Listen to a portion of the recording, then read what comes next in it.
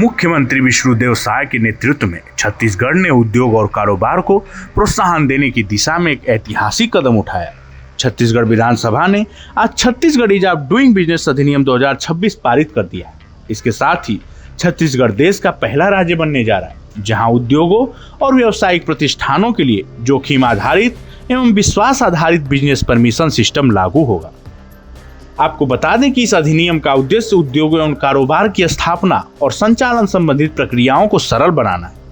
इसमें अनावश्यक अनुपालनों को कम करना तथा विशेष रूप से सूक्ष्म लघु एवं मध्यम उद्यमों के लिए अधिक पारदर्शी, तेज और उद्यम अनुकूल व्यावसायिक वातावरण तैयार करना है।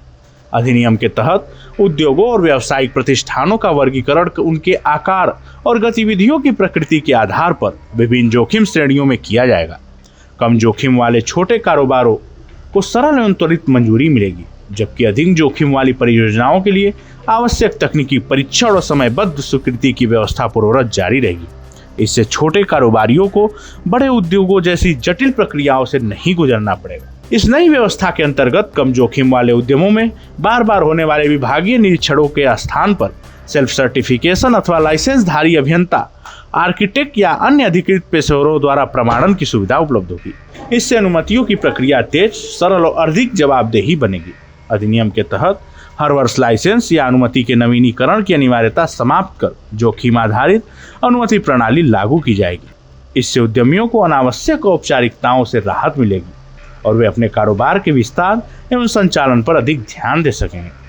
एमएसएमई इकाइयों के लिए जल प्रदाय संबंधी अनुमति स्व घोषणा के आधार पर सोसाइटी अथवा फर्म का पंजीयन समयबद्ध प्रक्रिया से तथा भवन अनुज्ञा सेल्फ सर्टिफिकेशन अथवा अधिकृत विशेषज्ञ के प्रमाण पत्र के आधार पर प्रदान की जा सकेगी। निर्धारित समय सीमा में संबंधित विभाग द्वारा निर्णय नहीं लेने की स्थिति में पात्र मामलों में अनुमति स्वतः स्वीकृत मानी जाएगी। हालांकि अधिक जोखिम वाली परियोजनाओं में तकनीकी परीक्षण एवं भौतिक निरीक्षण की व्यवस्था यथावत लागू रहेगी।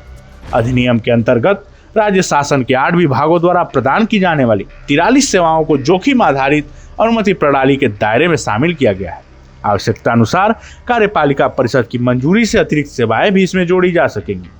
अधिनियम के प्रभावी क्रियान्वयन के लिए त्रिस्तरीय निगरानी व्यवस्था बनाई गई है। राज्य स्तर पर मुख्य सचिव की अध्यक्षता में गठित समिति तथा जिला स्तर पर कलेक्टर की अध्यक्षता में गठित समिति इसके क्रियान्वयन और अनुश्रवण की जिम्मेदारी निभाएंगी। दोनों समितियां मुख्यमंत्री की अध्यक्षता वाली परिषद के मार्गदर्शन में कार्य करेंगी। इस सुधार से राज्य के 15 लाख से अधिक सूक्ष्म लघु एवं मध्यम उद्यमों को प्रत्यक्ष लाभ मिलने की संभावना है। सरकार का मानना है कि भरोसे, स्वघोषणा और समयबद्ध सेवाओं पर आधारित ये व्यवस्था कारोबार शुरू करने और संचालित करने में लगने वाले समय और लागत को कम करेगी, जबकि अधिक जोखिम वाले क्षेत्रों में प्रभावी निगरानी और परीक्षण की व्यवस्था पहले की तरह जारी रहेगी। इस जानकारी में फिलहाल इतना ही। ऐसे ही तमाम खबरों के लिए देखते रहिए भारत एक्सप्रेस।